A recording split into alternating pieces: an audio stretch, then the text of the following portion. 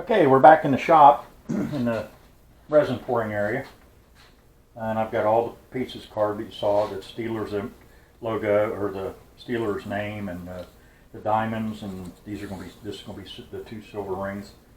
Again, I mixed up resin on the side simply because I didn't want to bore you with that again. If you all missed it, you need to look at the beginning of the video of how we stirred it and how we mixed it and one-to-one mix and so on. So I'm going to have to guess how much each one of these is going to take. Of course, this top one's going to be red, side one's going to be gold, and the bottom one's going to be blue. So I think I'm going to start with the blue. I'll get it right here, circuit blue. And the gold, I'm going to have to do a little bit of, the gold that I have is a little too dark. I think you saw me when I did this. I lightened it a little bit with some yellow. And the red is going to be a combination. I've got some red dye and I've got some red powder, so let's get started. I've mixed this. Like I said, again, I've mixed this. Little pro tip I picked up from the king of resin himself, Mr. Quist, Mike Quist, on Stone Coat Countertops. When you're mixing, especially in a small cup like this, it's hard to get into the corners and it's hard to scrape the bottom. So what I've done is I've taken this tongue depressor and I've cut it. I just take a utility knife and score it and then break it off. And then make sure I clean up so I don't have any little fragments or anything. But this allows you to get down in the bottom of the cup and it allows you to get into the corners. So a little pro tip there from Stone Coat Countertops, Mr. Mike Quist. Thank you, Mike. Okay.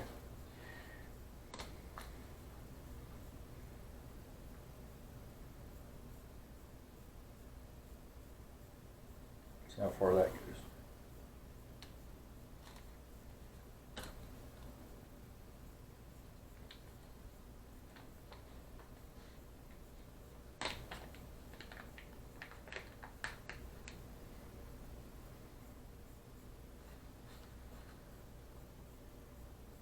See me hesitate and I'm thinking, can't do two things at one time.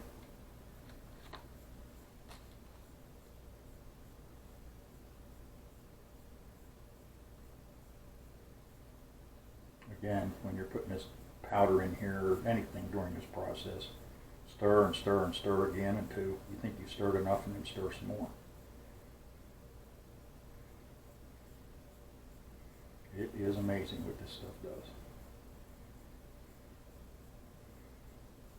Now this, you can see it looks rough now, and it's going to look rough when I get done with this. And then when I sand it, I'm going to sand it aggressively. You saw me put plenty of resin in here, so I can go resin pretty aggressive. This, where I anticipated shrinkage, some of them shrank and some of them didn't, and I don't know why, but some of them are above the surface.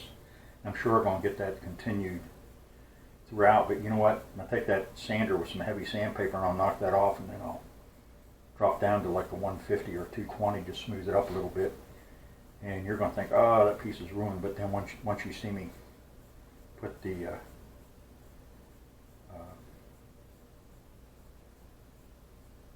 clear resin on top, it brings that thing to life, and it hides all the little blems and everything. It's really it's going to go further than what I thought it was. Probably got enough for both of them. This one and one on the other end.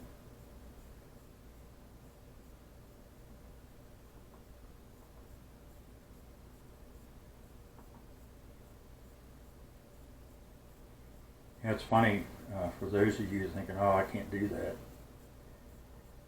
When I first started this, I was really apprehensive. But it's not hard at all. It's enjoyable.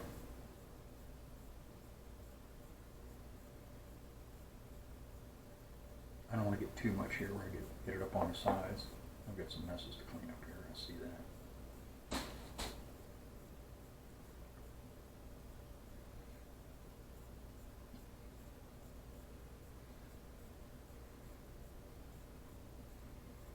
Okay, I'm going to let that self-level a minute. I'm going to drop down here and do this other one.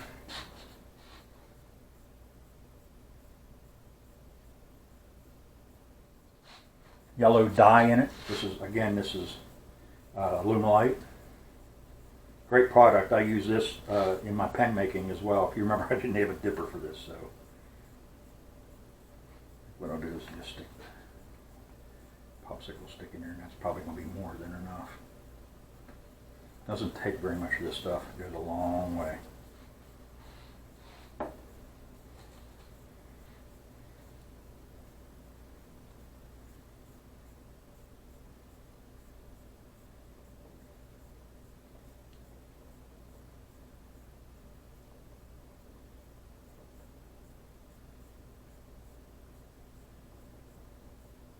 Again, you get a long working time with these, so no need to rush.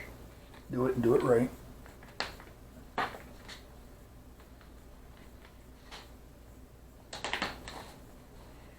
to wipe the resin off of this.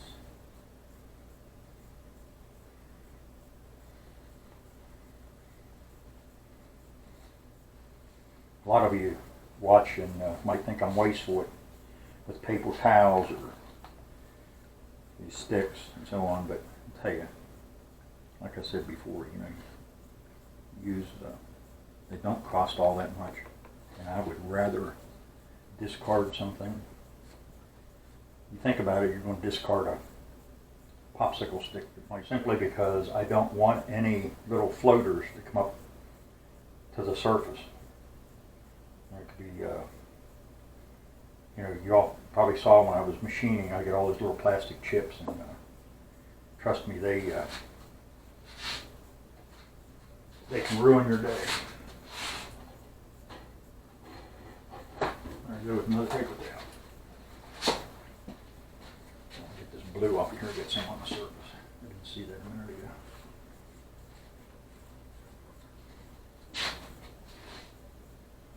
And there's pretty good. What I'm going to do, I'm going to try to get all these in here before I torch it. That way I don't have to put the heat in there one time.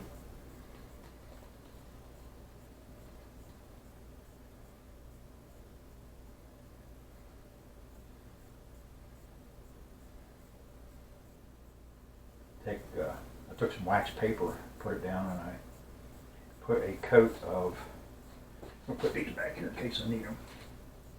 But I put a coat of, I've got that yellow all over these gloves. I'm going to change it. I think put a couple drops of this red dye in here. Go a little bit at a time. Like I said on one of my other videos, you know, I would just put a drop in there the very first time and see how that goes. You can put it, you can keep adding, but you can't take away, so it's better to put too little in and then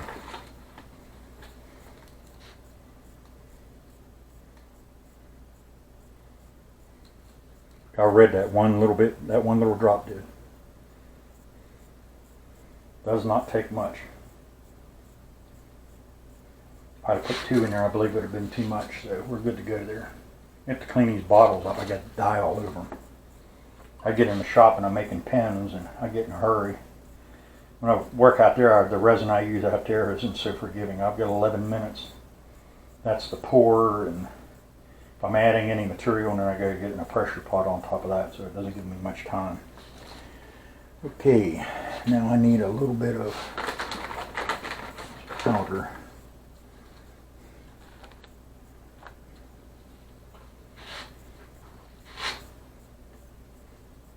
And when you're doing it in small batches like this, if I happen to overdo it or whatever, I'm going to pitch it. I'm not going to shortcut the project. I'm trying to match these colors the best I can.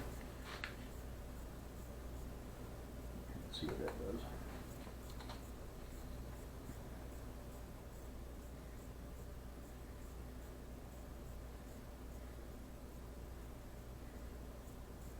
Salvage it.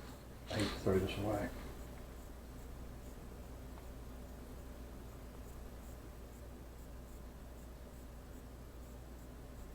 Again, this is strong stuff. I just put a real small drop in there.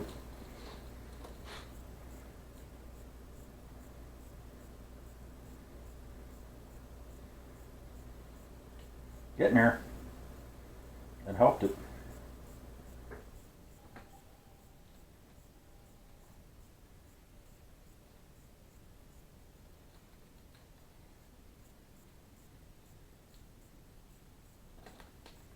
That's not far off.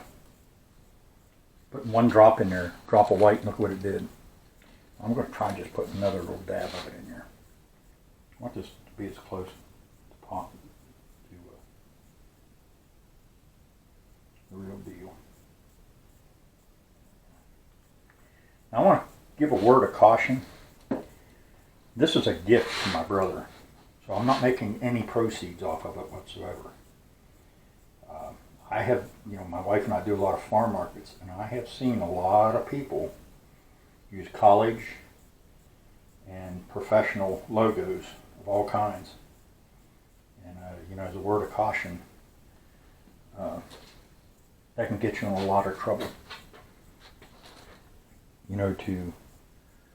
To do it right, you need to go through licensing, and you could end up paying fines and royalties and so on. So, I would never make one of these and sell it without written consent, because it's going to get you in trouble.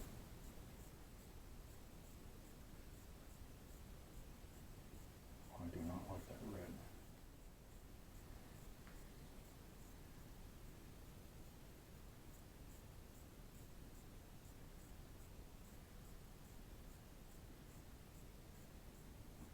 Something else you can keep in mind is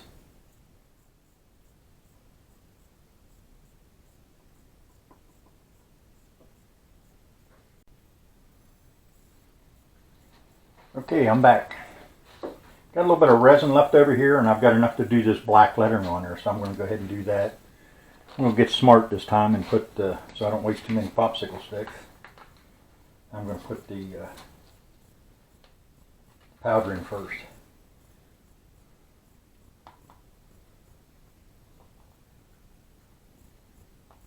I've got resin all over that, so I have to be careful. And I'm going to put a drop of this black in there as well. We'll see how that turns out.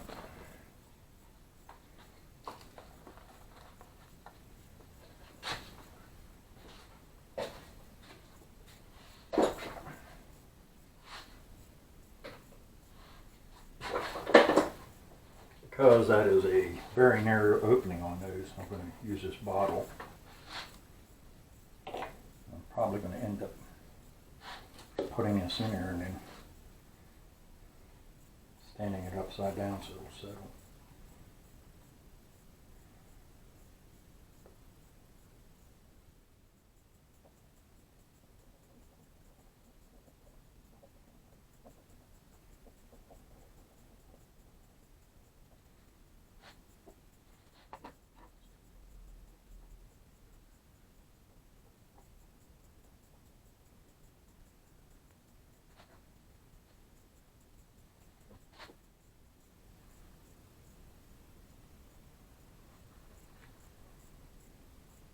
Yeah, it'll clean up nice.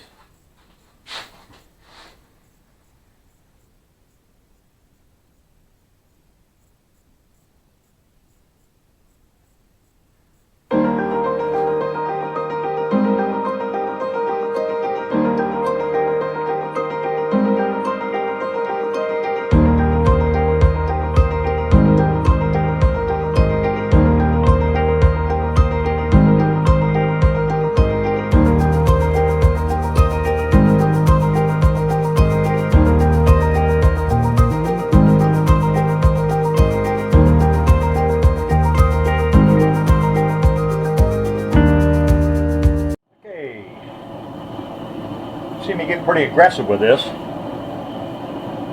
If you recall, when I laid this out, wanted these areas to be heavy so they could take some heavy sanding. You've got to keep sanding until you get down to a fine edge where these colors and such come together. You need to make sure that where the little bit of spillover was, you need to make sure that's completely cleared up. Got it sanded down where I want. Some of you out there are probably going, oh my goodness, you just ruined it. I'm going to show you a little pro tip here. I learned this from pen making. I'm going to turn down pens, and they were sanded but they weren't polished yet. I wanted to see what they would look like as an end result. What you can do is this just a little bit of it's a 91% isopropyl alcohol. What I can do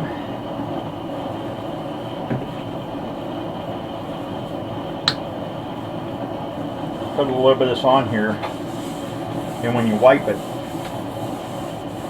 you can see what the finish is going to be.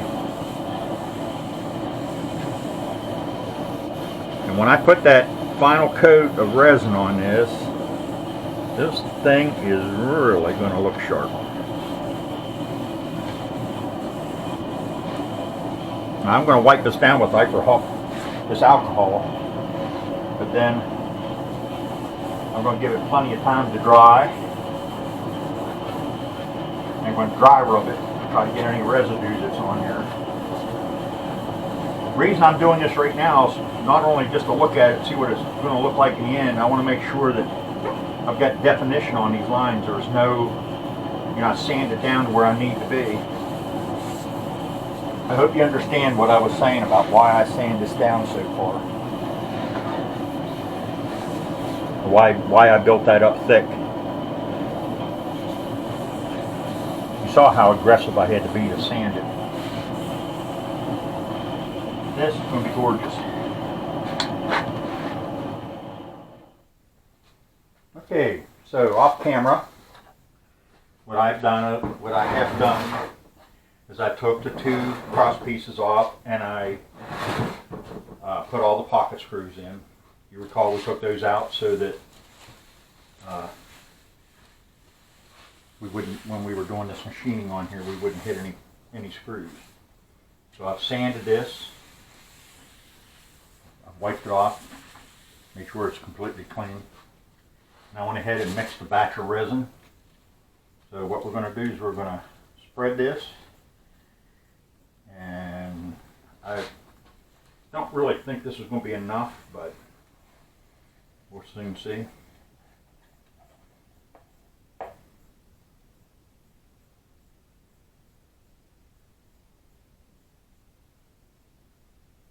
Again, I've got wax paper underneath of this. Now normally when I do a table, like a live edge table, and I'm starting anew and I'm going right to fresh wood, what I'll do is I'll mix up 1 ounce per square foot of resin, and I put that on. What that does is it seals any cracks, any crevices, anything like that, anything unforeseen. And then what it'll do, it may or it may not seal the table. What you'll see is if it's, you can look at it and you can tell if all the little pores and everything have been filled. If you see any little vortices or fish eyes, whatever you want to call them, it's an indication that that wood is still sucking resin there. So what you need to do is go over top of it with another 1 ounce per square foot. Bottom line is, once you get all the sealing done, then you are ready to put a flood coat on. A flood coat is 4 ounces per square foot, 3 ounces per square foot. Take that back, 3 ounces per square foot. And it's like what we're doing right here. You put it on with a trowel.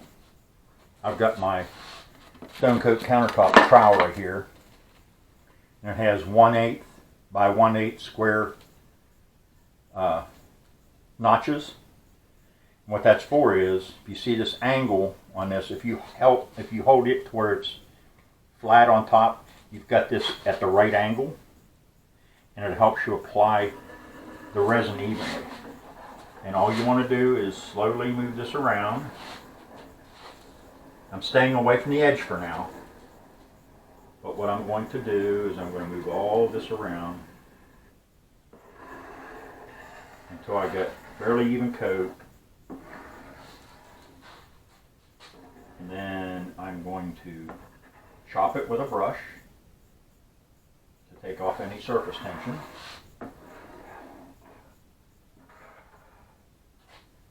And I'm going to glove the edges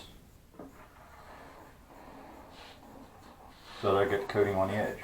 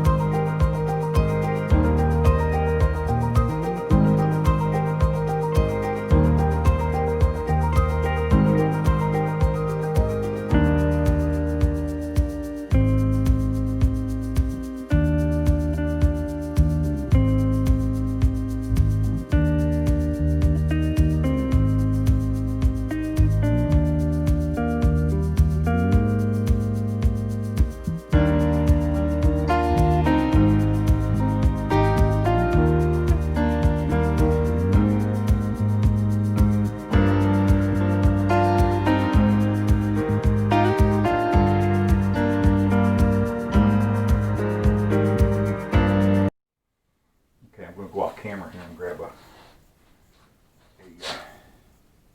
brush. As you can see, a lot of that resin collected off the sides back down in the bottom, and I'm going to saturate my brush with that. And the reason I do it is because if I don't fill that brush like that, when I start chopping this table, it'll start pulling material away. I don't want to do that. What I want to do is